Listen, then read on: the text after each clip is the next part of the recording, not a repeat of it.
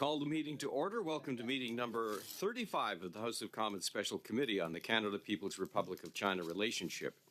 Pursuant to Standing Order 106(4), the committee is meeting today to discuss a request to hold meetings on matters revealed in the Winnipeg lab documents involving the People's Republic of China. And we have some guests with us today. We have Mr. Naqvi in place of Mr. Oliphant, Mr. Biddle for Mr. Fragascatos.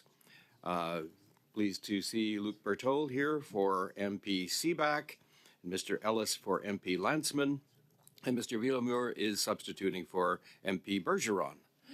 And of course, today's meeting is taking place in a hybrid format. Members are attending in person in the room and remotely using the Zoom application. Please wait till I recognize you by name before speaking, and for those appearing by video conference, click on the microphone icon to activate your mic, and please mute yourself when you're not speaking.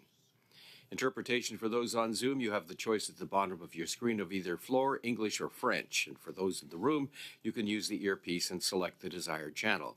A reminder that all comments should be addressed through the chair. For members in the room, if you wish to speak, please raise your hand. For members on Zoom, use the raised hand function, and the clerk and I will manage the speaking order as best we can, and we appreciate your patience and understanding in this regard.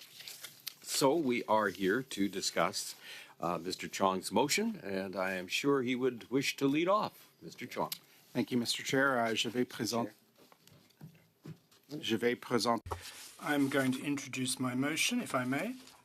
Benefit of members of the public and for members of the committee who may be here for the first time.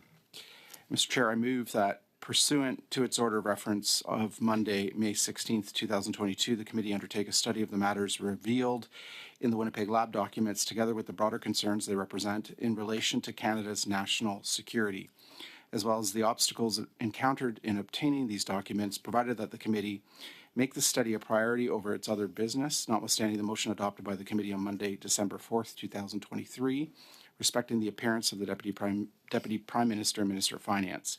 Instruct the chair and the clerk to take the necessary steps to arrange for 2 meetings of the committee each sitting week for the purposes of this study. Take into consideration the relevant evidence and documentation received by the former Special Committee on Canada-China Relations during the first and second sessions of the 43rd Parliament. Invite, and if this invitation is not accepted, summons, pursuant to Standing Order 108(1), the following witnesses to appear at dates and times to be fixed by the chair. 1. The Departmental Security Officer, Executive Director of Security, Public Health Agency of Canada. 2. The Deputy Minister of Health, Dr. Stephen Lucas.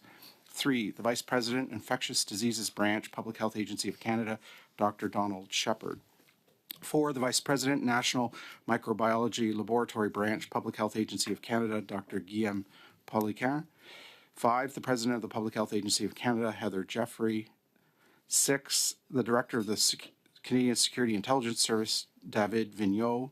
And 7. The Deputy Clerk of the Privy Council and National Security and Intelligence Advisor to the Prime Minister, Nathalie Drouin. Invite the following to appear on the dates to be fixed by the chair. 1. The Minister of Health, the Honourable Mark Holland. 2. The Minister of Public Safety, Democratic Institutions and Intergovernmental Affairs, the Honourable Dominic LeBlanc. And 3. Other witnesses whose names shall be provided by the parties to the clerk of the committee within 1 week of the adoption of this motion, and report its findings to the House. Thank you, Mr. Chair, for allowing me to move this motion. I'm just going to speak briefly to it so we can all have a say on this motion and get it to a vote. Mr. Chair, we finally got the documents relating to the Winnipeg lab. My view is that this is the start of the matter, not the end. The collection of evidence is usually the start of a process, not the completion of it. And so really we're leaving off where we left 3 years ago when the Canada-China Committee in the previous Parliament asked for the Winnipeg lab documents.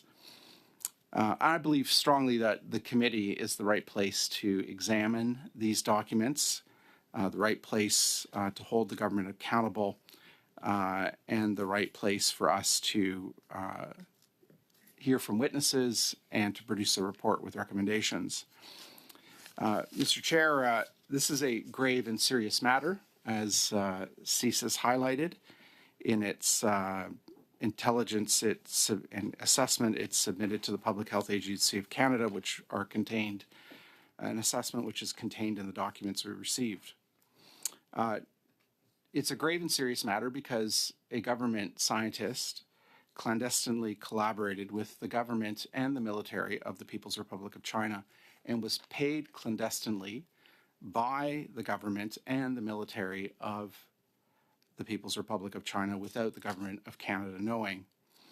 And so these serious national security breaches, I believe, warrant examination by a parliamentary committee. It's now been 4 weeks since we received the documents, which is the reason, Mr. Chair, as you know, I've called this emergency meeting so that we can make a decision, I hope, in favor of holding hearings on these documents. It took us 3 years to get the documents. It's now taken us 4 weeks for us to have a discussion about whether or not a committee should look at these documents. I think we should have done that almost immediately upon receiving the documents. So the motion in front of us will allow us to examine these serious national security breaches. It will allow us to examine the flow of information and intelligence within the Government of Canada and to get answers to questions such as the following. Why wasn't this caught earlier than September 2018? Why did it take 10 months for the government to secure the lab? When the first red flag went up, according to the documents, the first red flag went up in September of 2018 when a patent was discovered to have been registered in the People's Republic of China, which is contrary to government policy and contrary to Canadian law. It then took 10 months for the lab to be secured on July 5th, 2019.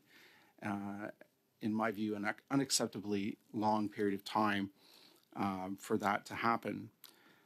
We also need to examine why it took us 3 years to get the documents. The ministers indicated that it was up to public servants that made the decision on what information to release to the committee. We need to examine what is wrong with the information flow between the Government of Canada and Parliament, so that in the future, when a parliamentary committee asks for these sorts of documents, they're provided forthwith in a way that protects national security as we put in place 3 years ago and not 3 years. The motion also is to examine why the documents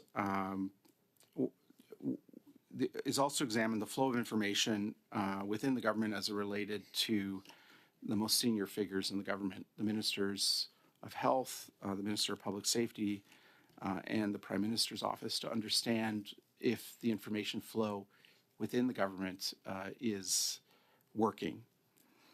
At the end of the day, Mr. Chair, I believe we need to hold the government accountable on this. This saga started more than 3 years ago. The government defied 4 orders of the House of Commons and its committee. It took the Speaker to court, and it disposed of these 4 orders by the dissolution of Parliament, which, as you know, dissolved the 4 orders. And we cannot allow that to go unanswered and unexamined. And finally, Mr. Chair, I'll say there was a report just today in the news that a new level 4 lab is being proposed in Canada.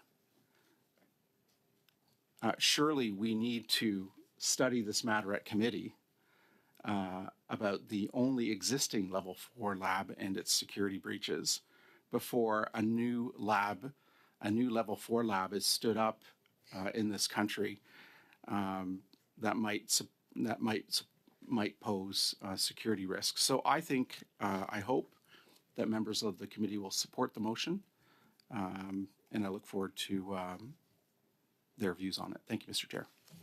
Thank you, Mr. Chong. So we'll have a speaking order, and for those on Zoom, use the raised hand function if you wish to weigh in on the matter.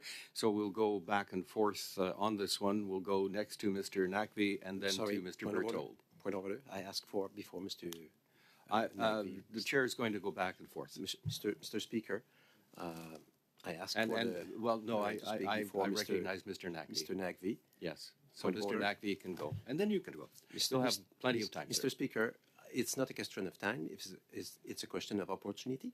If I want to speak to, si je veux parler sur la motion de mon collègue, If I want to speak to my colleague's motion before the party opposite moves amendments or does whatsoever, I have the right to do so, and I clearly indicated that I wish to take the floor before Mr. Naqvi. So should you deprive me of my right to speak at this juncture, or deprive me of that right concerning the motion on the table before the government party is able to table amendments that may change the pith and substance of the motion. So once again, I'd like to reiterate this. You saw me, you heard me, even our television viewers saw that I interrupted Mr. Chong calling for the floor before you acknowledged Mr. Naqvi. So I would ask that you respect the speaking order. That's a normal way that we work in committee, i.e. that you hand me the floor before my colleague. I'm sure my colleague has highly interesting things to say.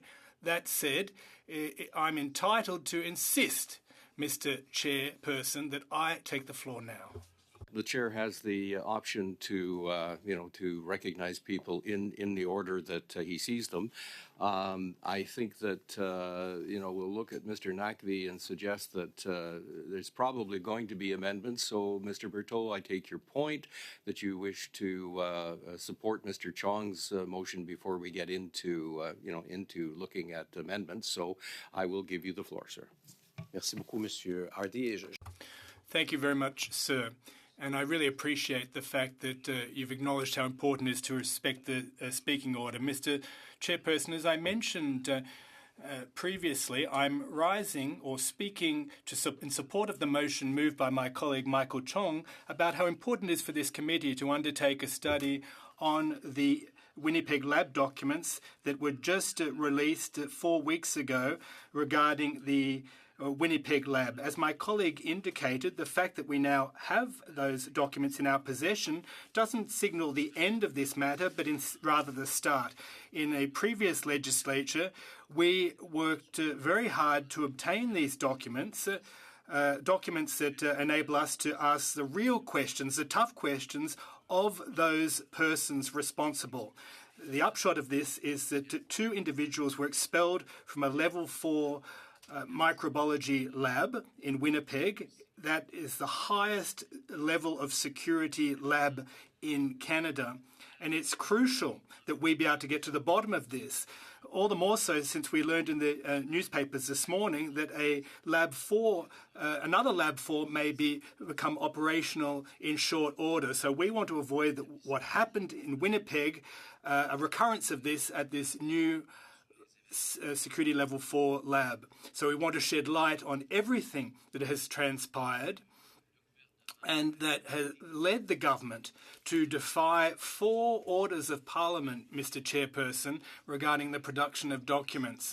We have a Prime Minister who took the House of Commons to court, unprecedented in the history of Canada, and who went so far as to trigger an election to defy the order of Parliament to produce documents. Fast forward a couple of years and we now have those infamous documents in our possession. It's important, as my colleague's motion states, that we have an opportunity to review and study the nature of those documents and get a handle on why it took so long to obtain the documents, what those documents reveal,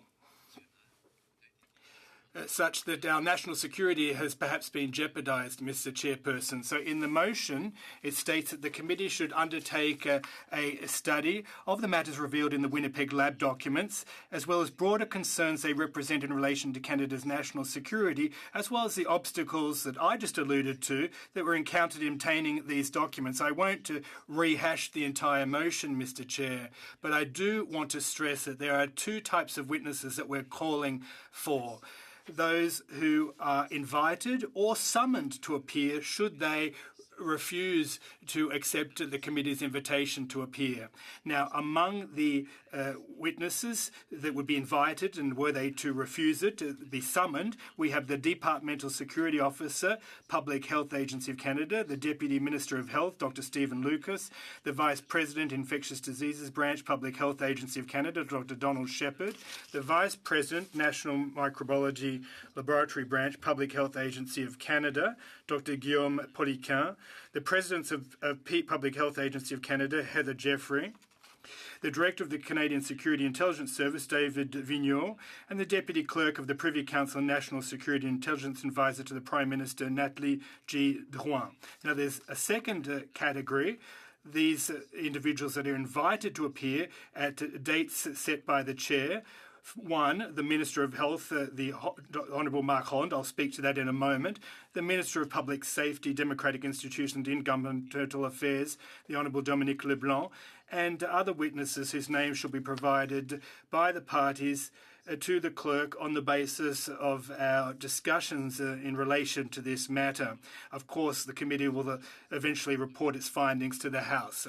Now, let's give our television viewers a bit of a backdrop to this situation. When the red flag was raised in September 2008, when there was a patent filed in China by one of these researchers, Dr. Chu, it took 10 months to secure the Winnipeg lab, despite our knowledge of this. From September 2008 to November, those two researchers remained at the laboratory, and we want to... We are here to actually discuss the motion yeah, exactly. and to discuss the terms on which the study is to proceed. This is not necessarily... we're a little bit in advance of the process to get into the evidence part. I think what we're really here to do this morning is to discuss the mechanics of how we undertake this study. So whereas I'm sure you have a great depth of information to provide on the evidentiary side, I would draw your attention to the purpose of this meeting, which is to really get the motion in a position where we can go forward on the study. So it's the mechanics of the motion that we're here to discuss today, sir. It's Monsieur le Président, c'est l'adoption. Mr. Chair, we're talking about moving a motion to undertake a study which is crucial. It's absolutely important that Canadians understand why we're moving this motion. It's important for my colleagues to understand what has motivated this motion. And as I said, I'll be quite concise and quick. I just have a couple of minutes left, Mr. Chairperson. It took 10 months to secure the Winnipeg lab. And Mr. Chairperson, we need to understand when the Prime Minister was informed of the situation at the Winnipeg lab. And, of course, I referred to the Minister of Health earlier. We want to know when the Minister of Health was informed of the situation at the Winnipeg lab to ensure that there's no recurrence of this, as I mentioned previously. There are important questions we wish to ask of the Public Health Agency of Canada and the Health Department. There's information that has been revealed that may have impinged on our national security. And Mr. Holland, the Health Minister, confirmed that he wasn't responsible for this unhelpful redaction of the Winnipeg documents. And that is why we're inviting the officials from the Public Health Agency of Canada to appear to explain why they decided to redact these documents and to prevent Canadians from having access to the documents. Mr. Holland said no one at PHAC will be held responsible, and that nothing was transferred from the Winnipeg lab to the Yuan Institute in China. We want clarification regarding those statements. So, Mr. Chairperson, as I previously stated, it's crucial that we have these documents, as we now do, after all the previous attempts in the previous legislature, and the onus is now on the current legislature to get to the bottom of these issues by going over these documents with a fine-tooth comb, and it's important that we have an opportunity as community members to shed light on what occurred at the Winnipeg lab. Thank you. And again, to those who may wish to speak, we're here to talk about the mechanics of what we're to do. The evidence, I'm sure, will be fascinating, and I will be as interested as you to find out exactly what happened and why. So now we will recognize Mr. Naqvi. Go ahead, sir. Thank you very much, Mr. Chair, and good morning, colleagues. Pleasure to join you here this morning in Ottawa. And I want to start by saying, Chair, that this is a very important issue, and that is why the government has been quite diligent in making sure that there is utmost transparency when it comes to these documents, so Canadians can understand what exactly happened at the National Microbiology Lab. I find it quite unfortunate that it was the official opposition that has dragged its feet in terms of participating in a process that would have allowed for the disclosure of these important documents, first at the NSI COP by withdrawing their own members and not engaging in a process that pre-exists to deal precisely for such issues by members of parliament from all political parties and the Senate. But given the seriousness of this issue, the government took another step, which is to create the ad hoc committee that allowed for members from all political parties to work together and be able to then disclose those documents in a manner that maintains important aspects of national security, but also provides for the transparency that is important. Chair, foreign interference is an attack on democracy and on each and every member of this House and of this committee, and that's why it's important that we deal with this issue in all seriousness. This cannot turn into a political show. This cannot turn into a process where members are trying to just score political points. This is about foreign interference. This is about national security, and all of us have an important and a serious obligation to treat all these matters very seriously. I can tell you from my experience just last week in the HESA committee, the Health Committee, where theatrics were at play from the opposition, where the official opposition members accused the Minister of Health of treason and engaged in a name calling, which was highly unnecessary and undermined, again, the seriousness of this process. So therefore, Speaker, I would like to move an amendment to this motion. It does really two things. One, it scopes the duration of the study to 2 meetings while requesting all the requested witnesses that has been outlined in Mr. Chong's motion. All witnesses named in the motion, we feel, could fit easily in 2 regular meetings. And if at the end of the day, if the committee determines that we need more meetings are needed, as usual, we can schedule more meetings at that time or add more witnesses. So that's the first aim of the amendments that I will be proposing shortly. And the second is that we're proposing to remove the summons aspect that's been outlined in this motion, because as typical, some process is to invite witnesses as a first step, and if a summon, if that witness refuse to appear, then a summon can be issued. There is no need to have that in place in the motion, and we expect that witnesses will appear willingly, given the seriousness of this issue. So, Chair, with this in mind, I would like to move the following amendment. They're not too extensive, so it should be easy to follow for all members. Number 1, to insert after the words, to insert words 2 meetings after the words that the committee undertake are. Number 2, to delete clause B. Number 3, to remove the words, and I quote, "and if this invitation is not accepted, summons pursuant to Standing Order 108 sub 1." end quote, from Clause D.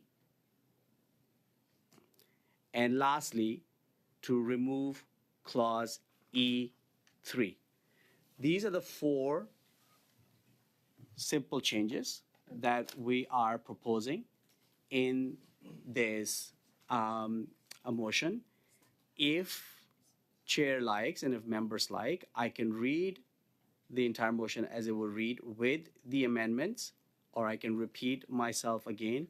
I do also have copies in English and French if you like me to provide them to you, which may make things a bit easier.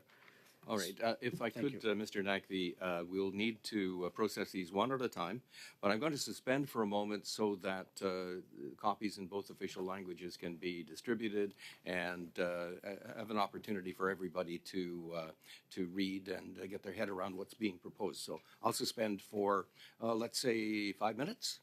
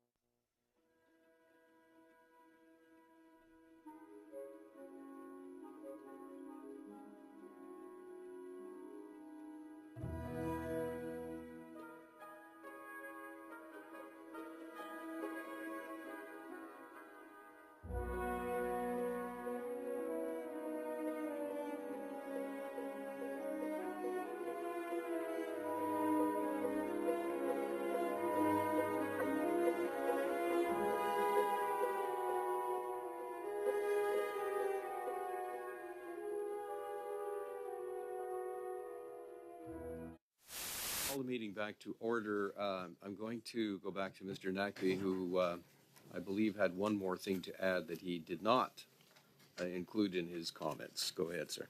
Thank you very much, Chair, and I'm my sincere apologies to all the members, because what I forgot to mention that the amendments that we have sent and you have in front of you also removes Clause A. That's it. Thank you. So there are 5 changes.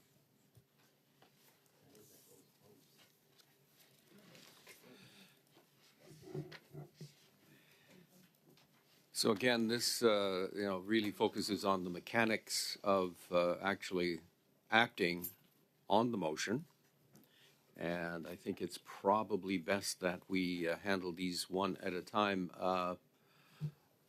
Ms. Lalonde? Monsieur le Président. Well, Mr. Chairperson, listen,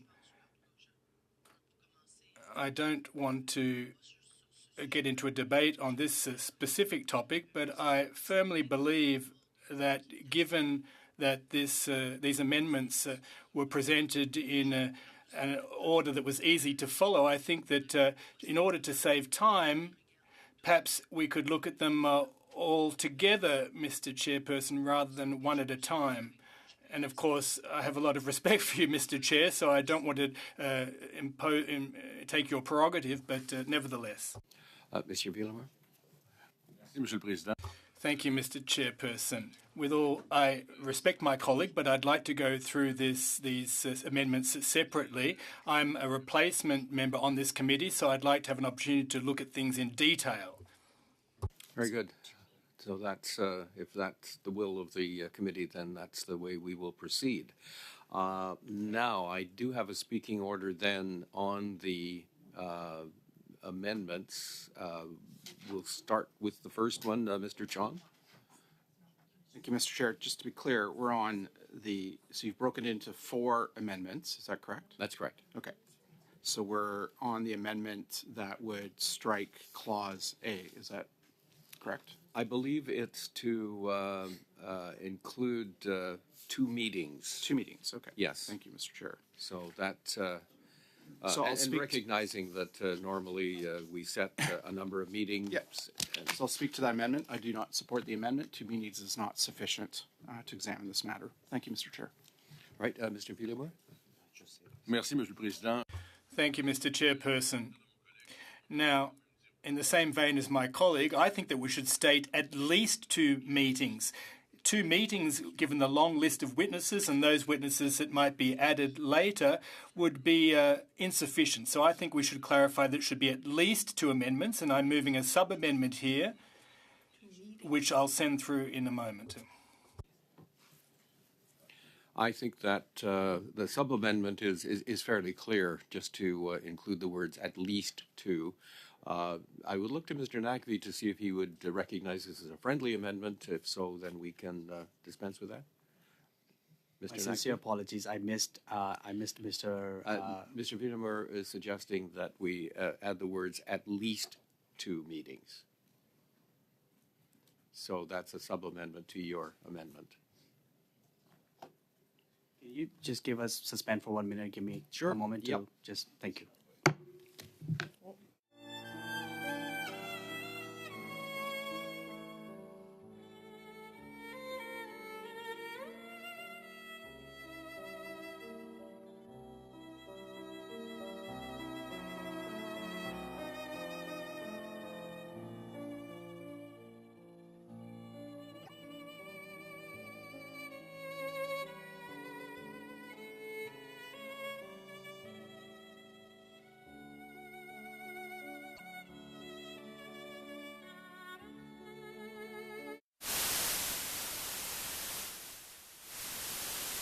Very good. Okay.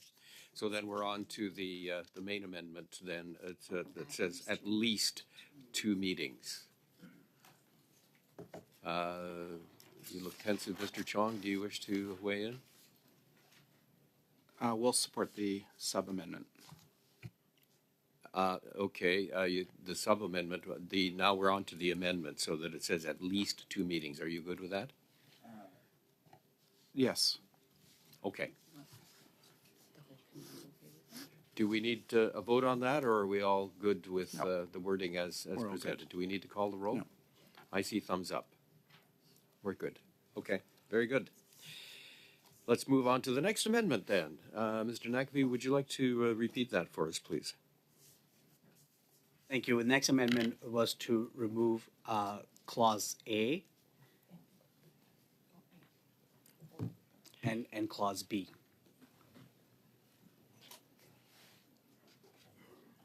All right. So removing Clause A and Clause B. We'll take them both. Mr. Chong. And thank you, Mr. Chair. I don't support this amendment. Removing Clause A would have the effect of not making these hearings a priority. I believe these hearings should be a priority. We've waited 3 long years to get these documents and to continue and to examine this matter. And so I think it should be a priority. And secondly, I don't support the amendment because I believe we should be meeting twice a week. House of Commons administration has indicated that there are the technical resources and human resources available to meet twice a week. And that will allow us to examine this matter sufficiently before we adjourn at the end of June. If we only meet once a week, we're not going to have enough time to examine this matter. And so I would like us to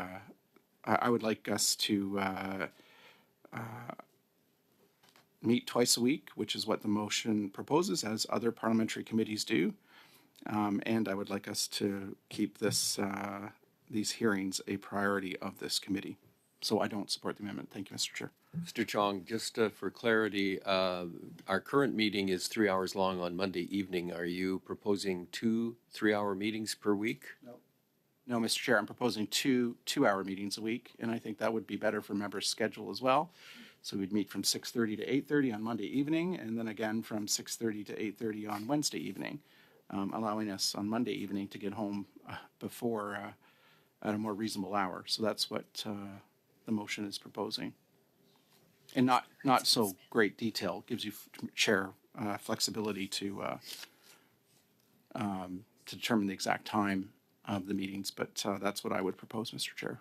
But just to finish, I don't support the amendment because it would have the effect of not making these hearings, this study, a priority, and it would have the effect of us only having a chance to meet once a week. And as you know, the calendar over the coming weeks is full of constituency weeks. Very good. Mr. Smith, your hand is up. Thanks, Chair. I don't really have an issue with this being a priority. That seems fair to me. It would also make sense that we accommodate the Deputy Prime Minister and Finance to attend, and I don't know that this needs to get in the way of that. But regardless, I have no real issue with A in terms of making it a priority. I don't really see the need right now, and it may be that the need arises later, and I appreciate what Michael's saying, but based on the text in front of us, the witnesses in front of us, the idea that it's at least 2 meetings, it's kind of incomprehensible that we'd be talking about jamming 2 meetings a week at this moment. I would think we would start this study and come back to this. If the 3 hours a week is insufficient, we could revisit it after a couple of 3-hour meetings. I see no reason right now to jam all of our schedules unnecessarily. All right. Seeing no further oh, yes, Mr. Villeneuve. Merci, merci, Monsieur le Président. Thank you, Mr. Chairperson. Well, despite the fact that this study is important, look at how much time it's taken us to get to this point. And I don't want us to lose sight of the fact that we have other work to do. And I'm looking at the analysts as I speak. There's the Indo-Pacific strategy that's almost completed, that study. And the Taiwan government, 1 hour. Minister Freeland for 1 hour. This is important, of course, and I don't want to further delay these meetings, but I think that this would give the analysts time to do what they need to do, and that would be reasonable. I'd like to leave the chairperson the leeway to join the dots here, but this is important, and I was on the ad hoc committee, so I understand the import of this particular issue, but I don't think that whether it's 1 or 2 meetings will make much of a difference. we don't want to, in fact, completely set aside all the other studies, but I do want to proceed as quickly as possible. So, but that said, I would vote in favour of this amendment. All right, are there any further interventions? We best take the roll on this one, Madam Clerk. So we're actually then voting to delete A and B, to be clear. All right. Go ahead. Yes, Mr. Chong. Just can make a last pitch to have 2 meetings a week. We only have, practically speaking, 6 sitting weeks left for committees to meet. There's 8 or so sitting weeks left, but the reality is the last 2 weeks are not weeks where we can practically have meetings because of the need to get the estimates through and other government legislative priorities through in the last 2 sitting weeks of June. So what that practically means is that we have 6 sitting weeks in which a committee could meet. And so that leaves us, if we're only going to meet once a week, that's 6 meetings. That's not a lot of meetings to complete the Indo-Pacific strategy, to hear from Minister Freeland on as she was previously scheduled to appear, and on top of that, to hear from witnesses concerning the Winnipeg lab. So I really think that going from 1 3-hour meeting a week to 2 2-hour meetings a week would allow us to complete all of the agreed to studies in front of the committee before a summer adjournment. Mr. Villemur? Merci, Monsieur le Président. Thank you, Mr. Chair. Well, I think that there was a misunderstanding. Earlier, we agreed that we would go through amendments one at a time, and now we're looking at 2 concurrently. So I, as I said previously, would like to look at the Amendment A first and then Amendment B thereafter. That was what we agreed, after all. So I think that's probably reasonable because they are two. So point of order, Mr. Chair, can you tell us what amendment we're on then? We are on the amendment to remove Article A, make the study a priority of other business, et cetera, et cetera. So voting for this means that we would, as a committee, need to deliberately schedule it for when we thought we wanted it, which could be right away. So basically fulfilling the spirit of A. Or if the committee agrees that this should take priority over the other business, then that's what we would do. If, on the other hand, the committee wanted it to take its turn in terms of the other work that the committee is doing, then we would vote for the amendment. So, yes, Mr. Chong. Yeah, so just to clarify, I do not support this amendment. I believe the study should be a priority. We've waited 3 long years to get to this point. It's time for us to expeditiously deal with this matter in committee. Thank you. Yeah, I think that I won't call it a complicating factor, but a factor that needs to be considered is that there have been other committees meeting, including the special committee that Mr. Villemur and I believe Ms. McPherson was on. So part of the consideration is whether or not this has been examined enough so that in total the government is getting the kind of input that it requires to make wise decisions, as we say each day. So let us then look at the motion. Mr. Chair, if I could, oh, sorry yes, to Ms. interrupt. McPherson. Yes, go ahead.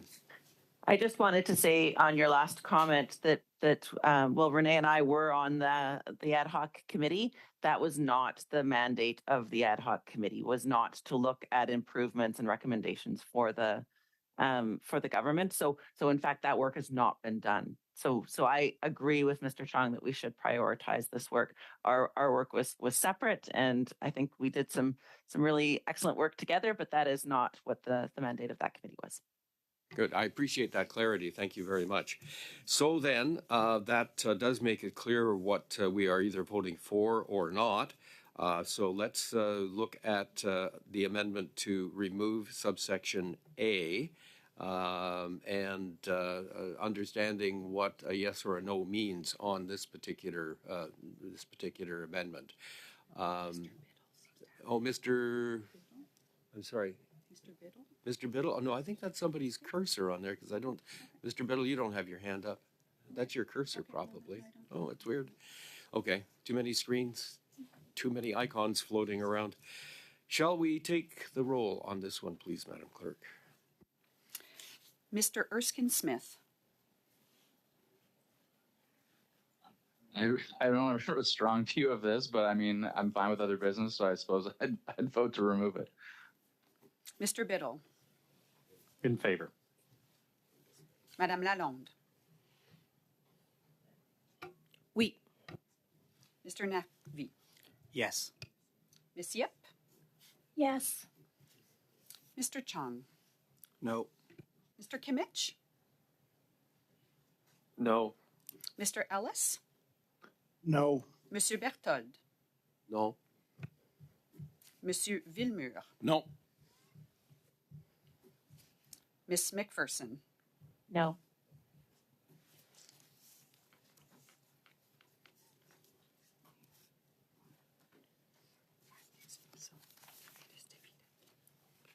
So it's 5 yeas, 6 nays, so that amendment is defeated. We will now go on to amendment number 2, which is to instruct the chair and the clerk to take necessary steps to arrange for 2 meetings of the committee each sitting week. Mr. Chong has clarified this to be two-hour meetings per week. The amendment suggested is to remove this this particular part of the motion. So again, anybody speaking to that, Mr. Chong? Yes, thank you, Mr. Chair. The reality is that there are 9 sitting weeks left. The last 2 sitting weeks are not possible, practically speaking, to have meetings. So that means there remains 8 weeks. Our track record on this committee, because of House votes, has been that 1 out of 3 meetings has been canceled. So what that really practically means is that out of the 8 sitting weeks where we potentially have a Monday evening meeting, that likely we would only have 5, maybe 6 slots for meetings if we stick to once a week on Monday evening. And that's not, in my view, sufficient time to deal with all the matters in front of the committee, including this study, if the motion is adopted. So I think going to twice a week will ensure that we will have sufficient time to complete the business of the committee. It's only 1 extra hour a week, going from 3 to 4 hours a week. It's what every other committee on the Hill does, 2 2-hour meetings a week. And so I encourage members to defeat this amendment. Thank you, Mr. Chair. Mr. Naqvi? Thank you, Chair. I think this amendment really makes sure to build on Mr. Chong's point that this issue is a priority and that we need to deal with this issue as quickly as possible to stay with the regular schedule of this committee, which is 3-hour meetings per week. We have just all agreed that there will be at least 2 meetings to study this matter. So that's 6 hours. We're of the view that that is sufficient time to go through all the witnesses that are listed in this motion, and that will allow for the committee members ample time to appropriately review the depth and scope of this matter. Given everyone's schedule, given the resources at the House of Commons, having 4 hours of meeting per week, it's unnecessary given the fairly generous schedule that this committee has of 3 hours per week of meeting. So again, it's coming from the spirit of ensuring that this matter is dealt with as quickly as possible, that there's as much as transparency as possible. That's the stated purpose by which Mr. Chong has brought this amendment and this motion, and this amendment makes sure that we continue with the regularly scheduled time, which fits in everybody's schedule who are members of this committee, and dealt with this matter over the next two meetings expeditiously. Thank you. Thank you. Ms. Yip. Thank you, Chair. Given that A is still in the motion to make this study a priority over its other business, I don't think we need to have B because it's already prioritizing these meetings, so we don't need to take on extra meetings. And I think that having 3 hours at a time really gives us a chance to delve into a subject in terms of its time frame, 3 hours of straight looking into the matter, whereas breaking it up into more meetings may lessen that intensity. And I just feel that A does address it. And as Monsieur Villemere has suggested, there's still other studies. We have to finish the Indo-Pacific strategy, as well as there's that Taiwan study. Thank you. Mr. Villemere. Merci, Monsieur le Président. Thank you, Mr. Chairperson. I'd just like to borrow from what Mr. Naqvi just said. We need to proceed rapidly, I agree, but we have to do it properly, and Mr. Chong's proposal strikes me as reasonable. There are just so many things to delve into here. I don't think that we can do right by the Canadian public in terms of their trust in our public institutions after becoming aware of the report and its the final version of the report. I think it strikes us that there are serious misgivings and concerns here. And I don't think that we should waste our time discussing whether there should be one additional hour or 1 hour less, given the level of faith that's currently in our government. And I support Mr. Chong's amendment. All right. Seeing no further hands up to speak. Yes, Ms. Lalonde. Monsieur le Président. Mr. Chair, listen, I'm speaking out loud here. I'm very confused, in fact. But having sat since the very beginning of this parliamentary session on the Canada-China Committee, yes, it is true that Monday evening from 6:30 until 9:30 is not always pleasant, given our already long schedules. But I'd just like to come back to what my colleague just said. Those 3 hours are useful to the extent that we can receive several witnesses in one single meeting. I'd also like to point out that we're right in the middle of one study. In fact, we've almost finished our Indo-Pacific study. But more specifically, Mr. Chairperson, I'd like to stress that on Mondays, since I came to Parliament, there have been votes. There are at least 1, 2, sometimes up to 10 votes on a Monday.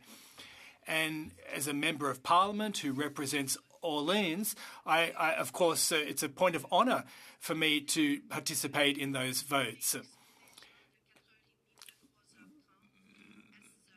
But that means that the 4:30 committees, the 5:30 committees are at 6:30 p.m. So we have our Monday time slot right through till we adjourn in June, and we can review this after the summer. But I'm just trying to understand what Mr. Chong is getting at here. Is it that he doesn't want to have the Monday meetings? Does he want those to be cancelled? We know that we have so many votes on Wednesdays that will make it really difficult to sit as a committee then. Whereas on Monday, for the most part, we are able to have a fulsome meeting. And as I said, there's the motion on the Indo-Pacific. And I'd like to congratulate you, Mr. Chairperson. Over the past couple of weeks, we'd heard from extraordinary wonderful witnesses, and we're really sinking our teeth into a study here, and we're almost have almost finished it. So in no way am I casting aspersions and saying that this motion is important, and it behooves us to look at us. But I don't think we should upend our committee schedule in this particular session, because we won't be able to complete any of our studies at that point. Recognizing, and I have a speaking order now, Mr. Smith, Mr. Villamur, and Mr. Chong wishing to speak. I should also, though, mention at this point that it isn't guaranteed that we would have the House resources, notwithstanding the fact that the original motion setting up this committee gave it priority over just about everything else. It doesn't over votes and other things, of course. But you know, we're not guaranteed that we'll actually be able to have those Wednesday meetings. So again, I have Mr. Smith, Mr. Villamur, and Mr. Chong. Mr. Smith, go ahead. Thanks, Chair. So I said this earlier, I'd be interested in people's thoughts on this, because at the end of the day, I look at the list of witnesses in this motion. That's barely, I mean, 6 hours is going to accomplish those witnesses and then some. And so if there are a long list of additional witnesses pursuant to sort of the basket clause there, then so be it. Maybe you can correct me and you can say, oh, no, I'm expecting this to be 12 hours or I'm expecting this to be 18 hours. But at the end of the day, it looks to me like 2 meetings as currently scheduled gets us through that list of witnesses. As I said before, I don't really understand what the rationale is for expanding it further. And I recognize the importance, but not the urgency here, because to my understanding, in terms of Michael's initial explanation for the importance of this motion, which point taken, I mean, we're to question the reason for the delay when there was a red flag in 2018 to the administrative investigation being initiated in 2019. That's worth looking at for sure. That's important. That's not urgent, though. And two, to address the delay in documentary disclosure. I mean, I was one of the Liberals to vote in the House for disclosure, so I value transparency and I value getting to the bottom of that. But again, important, but not urgent. So again, why are we jamming our schedule House resources, and for what? I don't see it at all. 3-hour meetings, to do 2 of them, and then we can have a conversation. If we need more, we add more. Thank you, sir. We'll go to Mr. Villamur. Merci, Monsieur le Président. Thank you, Mr. Chairperson. Well, listen, when I listen to what my colleagues have to say, we have to decide on what's important here. And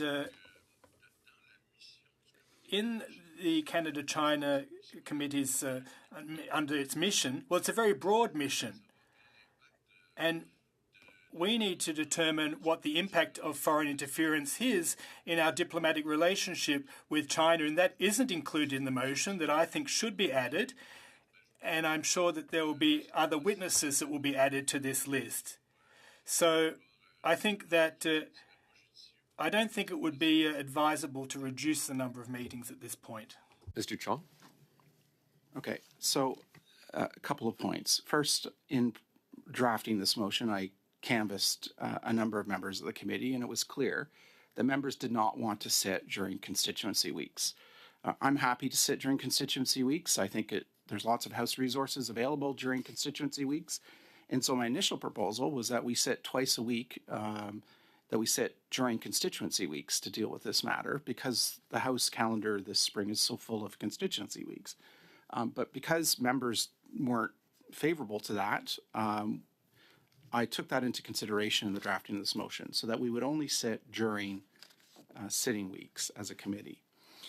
The second factor, Mr. Chair, in all this is that there are 9 witnesses we are calling to appear if this motion is adopted. 9 witnesses. 2 of them are ministers. Ministers are normally accorded a full meeting. They normally sit alone they normally appear alone as a witness. They don't appear with with the witnesses enumerated through in 1 through 7 in the motion.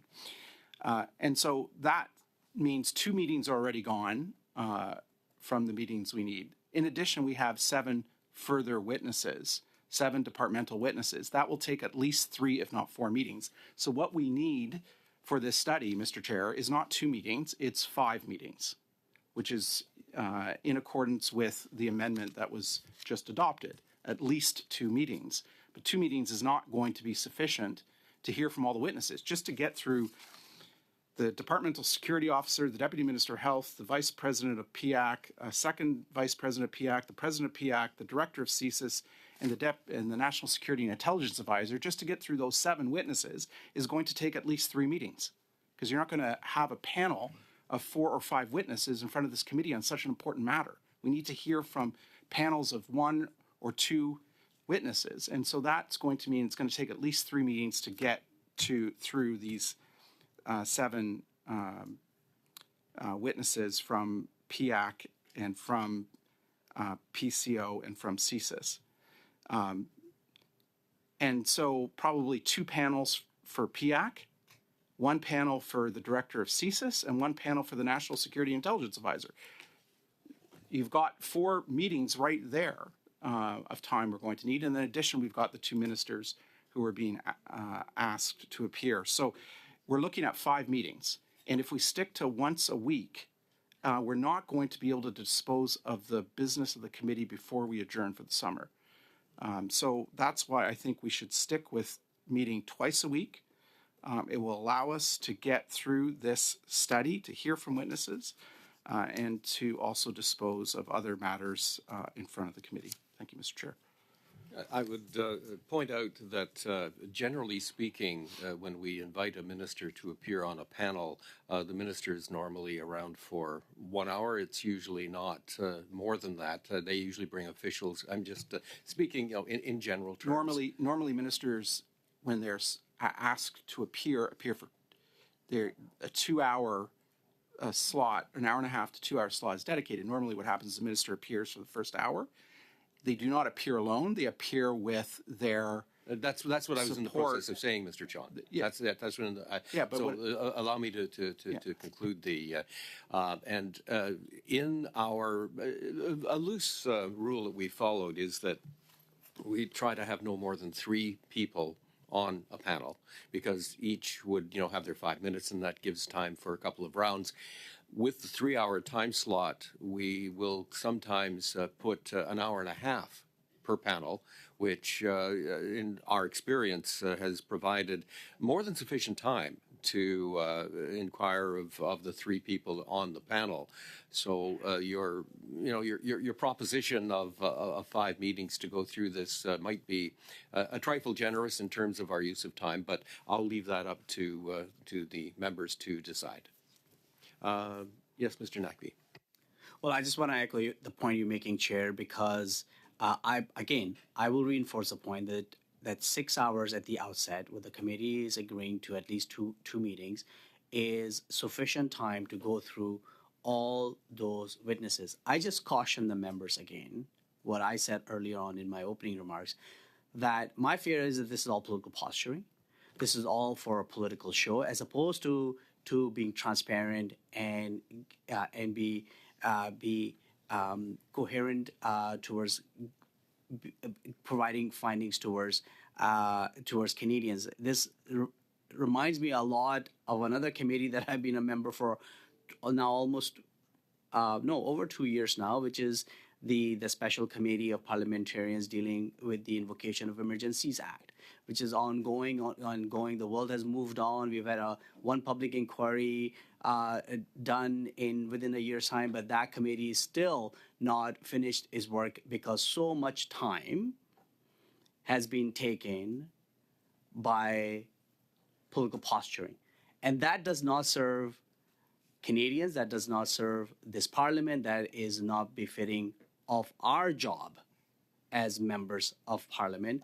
So I really urge the members that I think we've got a really cogent plan here in terms of 2 meetings, regular schedule, 3 hours each, that will accommodate the ministers, they accommodate the witnesses that Mr. Chong has presented, so that we could be focused, we could be transparent, we can ask the relevant question in the spirit of accountability and produce a report that will be of benefit to Canadians. Thank you. Merci, Monsieur le Président. Et avec tout le respect que je dois... Thank you very much, Mr. Chair. With all due respect to my colleague, it's a tad strange that he's referring to political posturing when the government, in fact, took to court their own speaker to conceal the facts and used political posturing to ensure that we don't get to the bottom of these things. So political theatre, political posturing, I don't think that that's appropriate. Now, when he says we need to be transparent and effective and efficient, well, whatever our time slot is or the number of hours we sit, that goes without saying.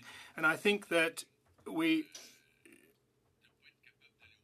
really need to, whatever happens, get to the bottom of this issue. This has shaken Canadians' trust and confidence, and I want Canadians to know that and Quebecers to know that we're taking these things very seriously, and we're not trying to avoid getting to the bottom of things. So be very careful, sir, when it comes to political posturing, because there's a lot of that going on with the government too. That, I think we will take the vote then on removing, this is removing item B, as I recall. So, Madam Clerk, you want to take the roll on that one? So the amendment proposed is to remove item B, which essentially, if I can try and interpret what's been said, would keep us to our regular schedule of one meeting per week of 3 hours. Mr. Erskine Smith. Vote for the amendment. Mr. Biddle. In favor. Madame Lalonde. Oui. Mr. Nakvi. I support the amendment. Ms. Yip. Yes. Mr. Chong. No. Mr. Kimmich.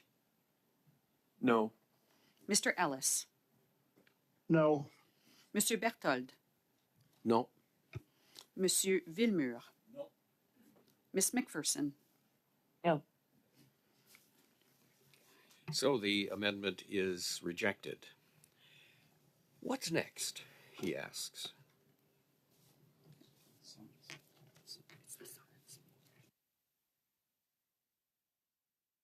So it goes down to section D, and just remove the notion of the summons per Standing Order 108.1, is that? Yes. 108.1. Considering that always remains an option in any event. But Mr. Chong, you wish to speak to this? Yes, Mr. Chair, I think we should leave the summons in the motion, so I do not support the amendment, and here's why. The actors involved in this national security breach at the Winnipeg Lab do not deserve the benefit of the doubt. When we examined this matter in the last Parliament, we did so in good faith as a committee, and every step along the way, the individuals involved in this matter obstructed and obfuscated and delayed the release of these documents that we finally got. Initially, they told us that we could not get the documents because of privacy concerns, which was not true. The Privacy Act exempts judicial proceedings and other proceedings, such as parliamentary committees, from the provisions of the Privacy Act. So when that argument didn't work, they then resorted to hiding behind national security, which we now know was not a legitimate reason for withholding the documents. They then defied 4 orders of the House of Commons, including a summons to the bar for these documents. So, Mr. Chair, I don't support removing this summons from the motion. The motion is worded in a way, I drafted it in a way that doesn't compel you to use the summons, but gives you the option, Mr. Chair, to use it if necessary. We need to hear from these witnesses, and I don't want to waste more time than this meeting having another meeting where you are telling us that departmental officials who have been requested to appear have refused to appear. I don't want to have another discussion about that. I'd like us to adopt this portion of the motion as is, so that if a witness says to you that they're not available, that you can actually issue a summons so that they will appear. because it's high time that we get answers on these matters, and so I don't support the amendment. I'm looking for a bit of clarity here, Mr. Chong. Are you saying that because I take your point, we invite, they are unavailable, we would, under normal circumstances, follow up then with a summons? Are you suggesting, I don't want to put words in your mouth here, that we just go with the summons right off the top? No, I'm saying that you invite them to appear as chairs normally invite witnesses to appear, that you extend them the courtesy of being flexible about when they might appear, as chairs normally extend that courtesy to. But if a witness refuses to appear, that you then have the threat of telling them that you are empowered to summon them. And I hope that you would not have to use that threat, but if you do need to use it, that the motion empowers you to do it. So you begin with the invitation, but if witnesses refuse to appear, that you are empowered as chair, if this motion is adopted, to summon them. So that's essentially formalizing what we would do anyway. Yes, but without wasting any further time on this matter, because I think we've wasted a lot of time. Okay, fair enough. Mr. On procedure to get to this point. Thanks, Chair. I think Mr. Chong just admitted the fact that this part is a bit redundant because that power already exists. You don't need to state that in this motion. I've again remember in the past debating members on whether or not we should have a line about taking oath before they appear before the committee. I mean, this is not the United States of America. There are certain conventions, there are certain rules that are already in place in our parliamentary procedure. The power to summons, if a witness refuses to appear, lies with the chair, is within the standing order. You need not to state that in this motion. I think the function of this committee, like all other committees, will continue to function appropriately with or without this motion. So that's why with that particular clause, I think it's fairly it's quite redundant, and we should not have it in this motion. Mr. Villemur.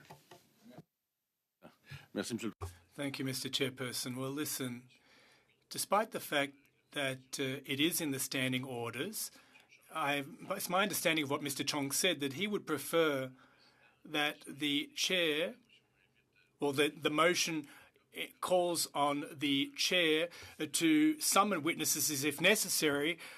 If there are several witnesses that don't want to appear, we wouldn't have to vote on each and every occasion. We would be more efficient, and they would be summoned to appear automatically. And in the wording of the motion, well, that does have a bearing on what witnesses will do when they might be thinking twice about whether deciding to appear or not. So I'd support what Mr. Chong has said. It seems reasonable. And just because I agree that this is in the standing orders, but we shouldn't have to go over this with each and every witness. I guess as chair, I'm looking at kind of the practical application of this. Let's a scenario. We make an invitation. The response we get is inconclusive. They're not sure if they're available or not. I guess I would look for a bit of advice from the committee as to what would then trigger the summons, which exists, as Mr. Naqvi pointed out. It exists anyway. So I'm just help paint the picture for me as to when I would actually take that step. Mr. Villemur first, and then Mr. Chong. Merci, Monsieur le Président. Thank you, Mr. Chair. Of course, I don't want to usurp your authority in any case whatsoever, but listen, the way I see things is this. The witnesses are invited to appear first, and for their own reasons, they decide to refuse to appear. Now, at that point, you'll look at the particular context, as will members of the committee. For example, if we invite a woman who is giving birth, well, that person can't appear. But I don't think we should have to relitigate this each and every time, that we have to vote on it each and every time. So we would defer to you in that sense. You would be the one who would send the summons in taking into account the context etc., etc. So we're not talking about doubling anything up here, a duplication of the standing orders. We're just making this known in advance, and that would give you the leeway to act as you see fit. Of course, we hope that the witnesses will accept the invitation. Mr. Chong? Je suis d'accord avec... I agree with my honourable colleague.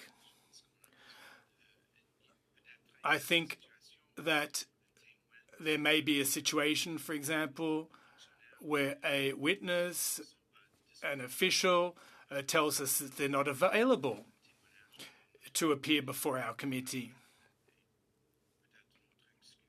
Or maybe they'll offer up some kind of excuse or pretext.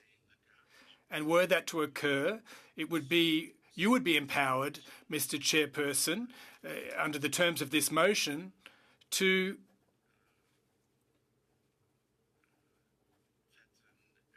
summon the witness to appear before our committee.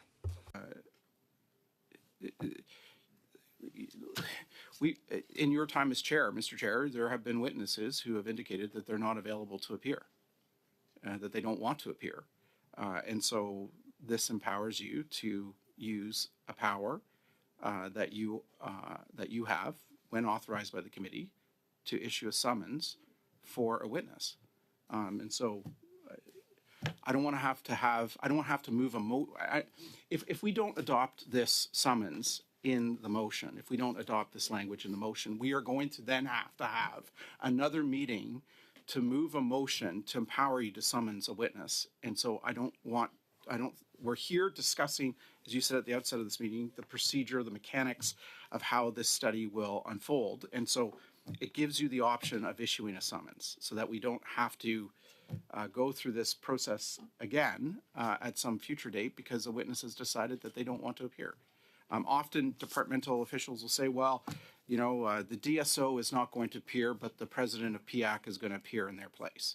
Well, we don't want that. We've enumerated a list of 7 departmental witnesses that we would like to hear from. And so we want to hear from each and every one of those witnesses, and we don't want to hear from another witness in lieu of that witness. And so this motion makes it clear that you are empowered to invite those witnesses. If they don't want to appear, you are empowered by the committee to issue a summons. Thank you. I appreciate the clarity. Thank you. Mr. Patel? Rapidement, Monsieur le... Very quickly, if I may, Mr. Chair. This clause will have a dual effect. First, it will give you the permission, the authority to act. And second, it will be a clear indication to witnesses that what's occurring in this committee is serious and grave. And if you don't accept the invitation that you kindly make to them, that they will be summoned to appear before us. We've seen this in a previous situation. The House is seized with a matter of privilege to hear from a witness. The witness refused to respond to parliamentary questions. Parliament is serious, and I think that by passing this clause in this motion, Mr. Chairperson, this will send a clear signal to witnesses on the one hand that we want to hear from them and that we're going to hear from them. And that's what's important, Mr. Chair. Thanks, Speaker. I don't want to belabor the point. I think it's just a bad precedent.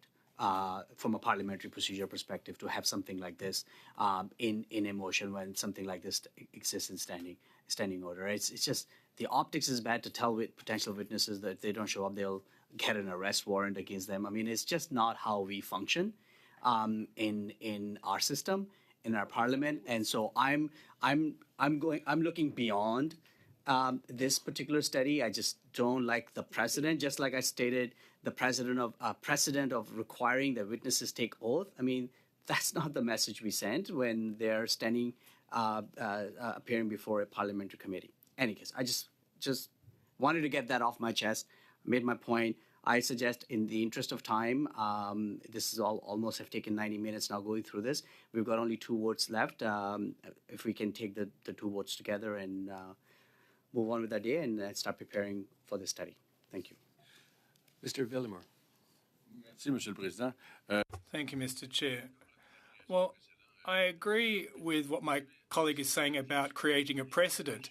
I'm not a regular member on this committee. I've been a regular member on the Ethics Committee, however, and there is an increasing trend of witnesses that don't wish to appear and they don't give any reason or pretext. And this wasn't the case previously, but increasingly it seems to be the state of affairs. It's sad, it's unfortunate. If we have to create a precedent here, well, let's create a precedent because the context itself has changed. Just as, sorry, let's have, okay.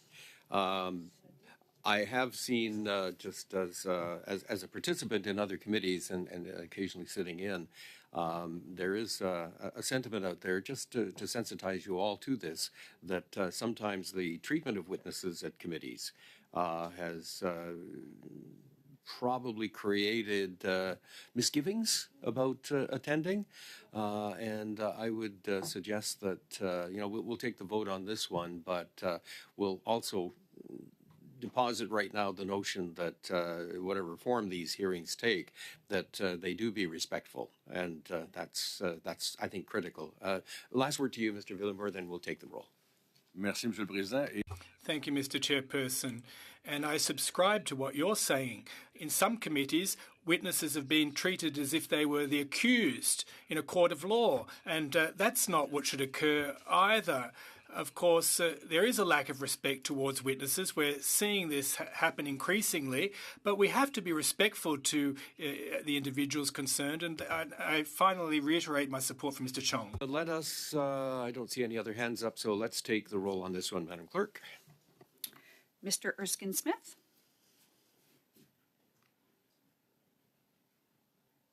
I support the amendment. Mr. Biddle, In favor. Madame Lalonde, Définitivement, oui. Mr. Absolutely, yes. Yes. Miss Yip, Yes. Mr. Chung, No. Mr. Kimmich, No. Mr. Ellis, No. Monsieur Berthold, No. Monsieur Villemur, No.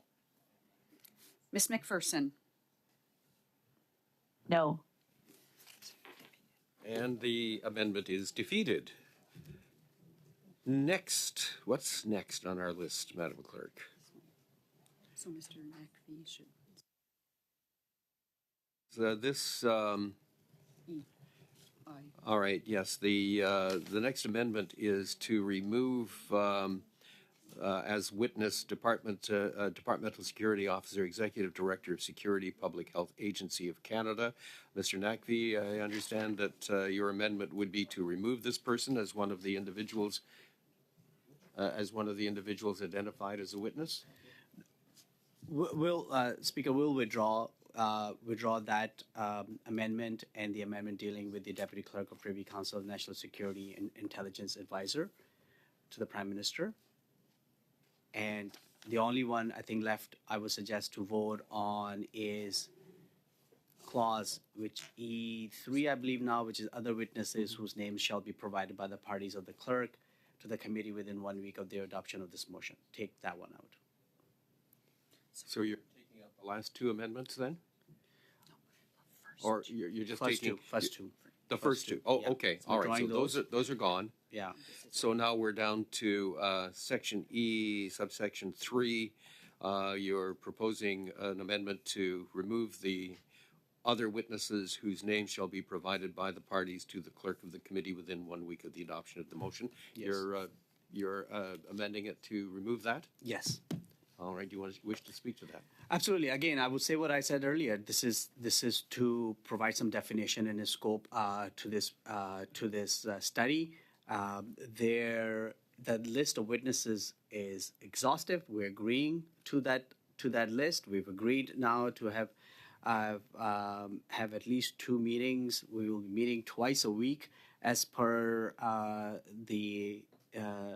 what's been adopted in the committee. I think this list allows us to get to the bottom of the issues that we all want to discuss. There is no need to have this catch-all provision around witnesses. If the end of the questioning is done, if they feel that more witnesses are needed, then more witnesses can be added at that time. But by Mr. Chong's own admission, this will require about 5 meetings to go through all those witnesses, which I think is ample time. And then we, as a committee, assess at that time if we need more witnesses or not. We'll go to Mr. Chong and then Mr. Villeneuve. Thank you, Mr. Chair. I don't support the amendment. I think this clause in the motion gives you, Mr. Chair, the flexibility to invite other witnesses as may be necessary. I know that there are other members on the committee who have ideas for additional witnesses that are not captured by this motion. So this clause would allow you to entertain the invitation of those other witnesses. And finally, in hearing from the 7 witnesses and 2 ministers, during the course of those 9 different witnesses and ministers appearing, we may hear testimony that may reveal other individuals that the committee has to hear from. And so I think we should keep this clause in the motion, and that's why I don't support the amendment. Thank you. I have Ms. McPherson, then Mr. Villamore. Thank you, Mr. Chair.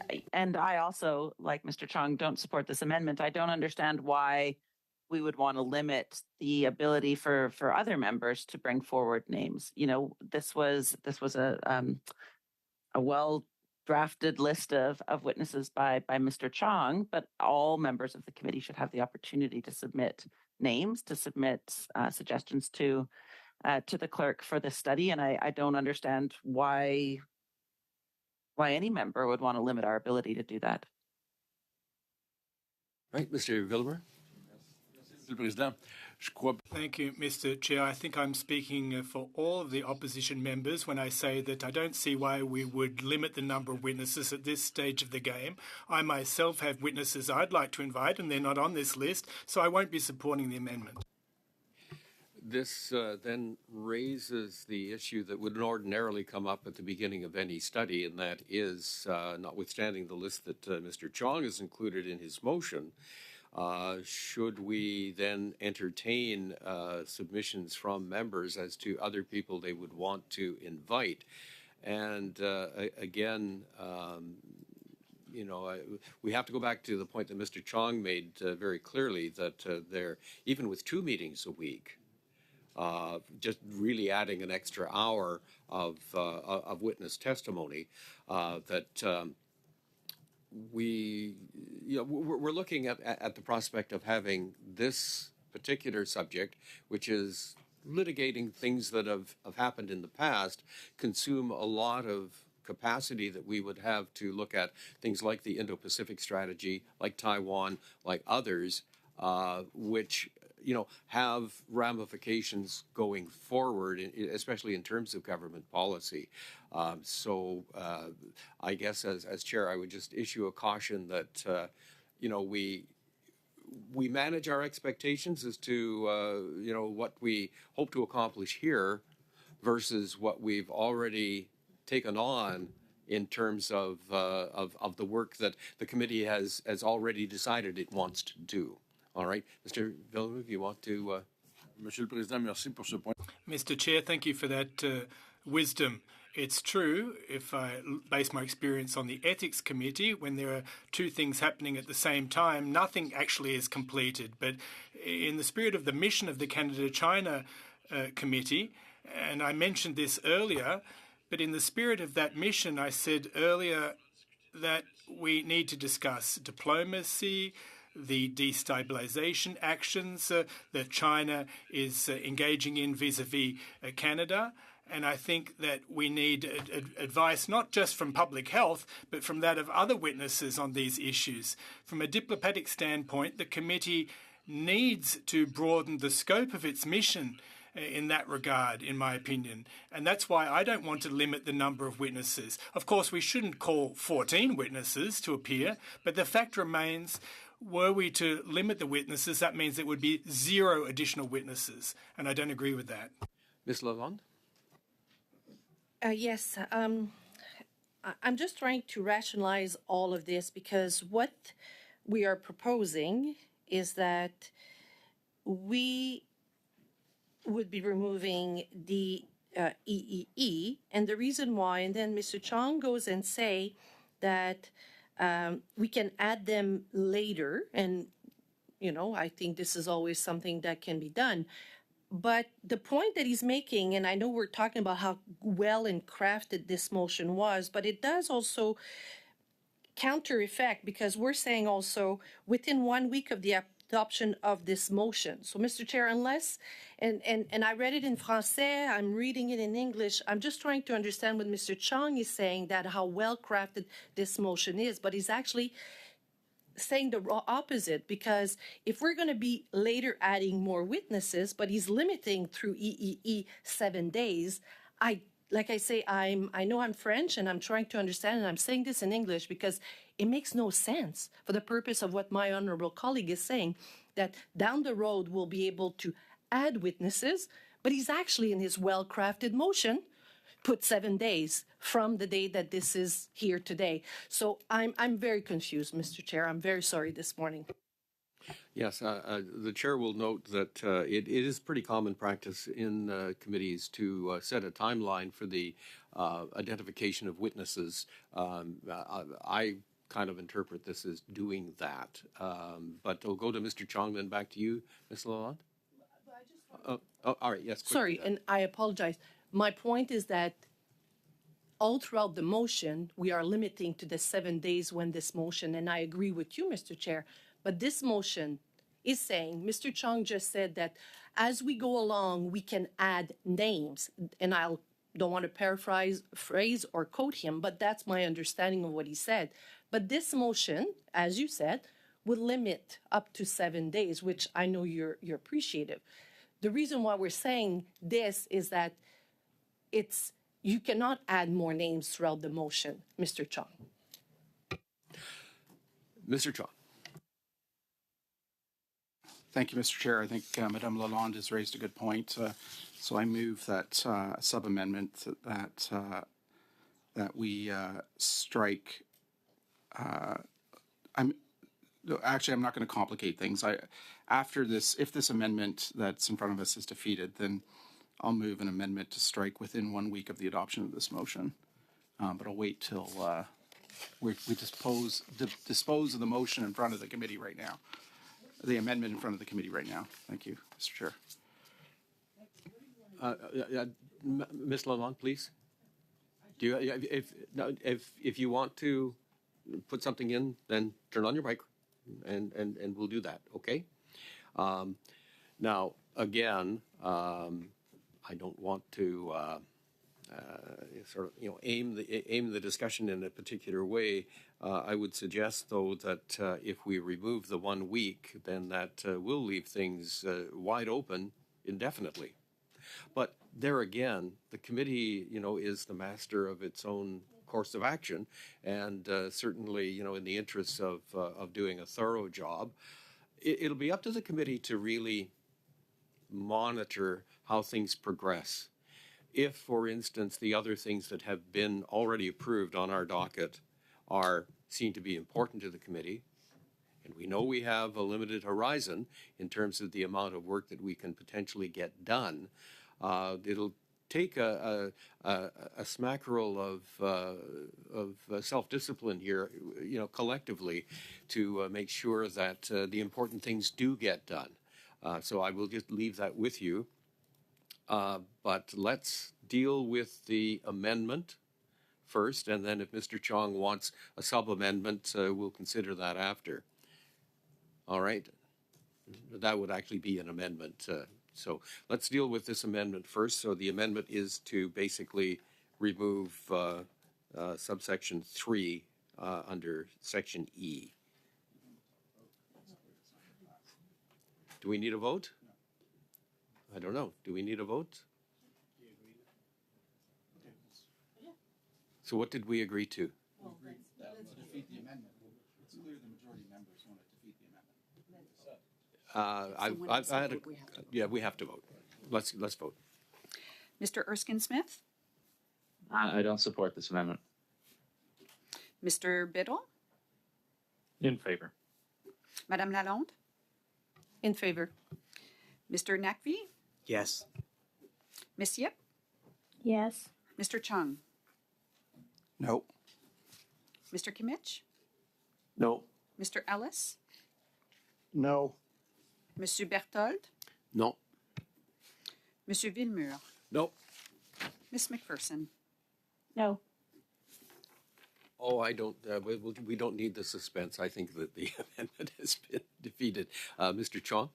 Yeah, Mr. Chair, I move, based on the correct analysis by Madame Lalonde, that we strike in clause E3 the words "within 1 week of the adoption of this motion." That amendment will allow members a bit more time to submit witnesses if we hear from testimony that may lead us to other witnesses. Thank you, Mr. Chair. Any comment on this?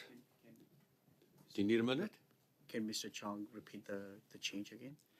Yeah, Mr. Chair, I move that in clause E3, we strike the following words: within 1 week of the adoption of this motion.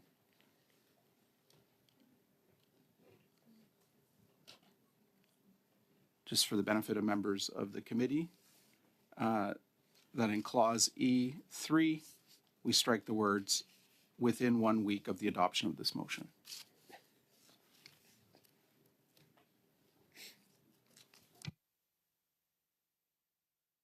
Any further comment?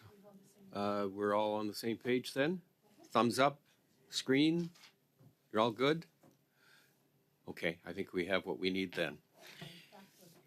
So we then now need to go to the main motion as amended, because we did accept the first amendment with that at least 2 meetings, and well, we've all agreed that this last one is okay, but yes. So as amended, so we've at the start, the lead-in study of at least 2 meetings, and at the end, removing within 1 week of the adoption of this motion. So those are the 2 amendments that we have agreed to. We should now then vote on the main motion. Are we ready to do that? All right. Do you want to? How do you want to do? Do you want the roll here, or do you want to just do thumbs up, thumbs down? It'll be unanimous, so why don't we just do thumbs up? We did thumbs up. It is unanimous, so the motion as amended is adopted. And the chair very much appreciates the clarity and the collegiality here, as we work through the mechanics, but this will be a fascinating study, to be sure. Is there any other business? Now, I would suggest that this goes back to something that I've mentioned a couple of times. We have had the notion of committee travel in regard to the Indo-Pacific strategy, that the opportunity to go and speak to some of the nations that would be hopefully positively affected by Canada's Indo-Pacific strategy would be instructive, particularly as we action the elements of the Indo-Pacific strategy. So I want to leave that with you, because at some point we need to really tackle that and get deliberate as to what we intend to do in that regard. Mr. Chong, you wanted to add something? You're good? Anything else? Move to adjourn? Adjourn, thank you.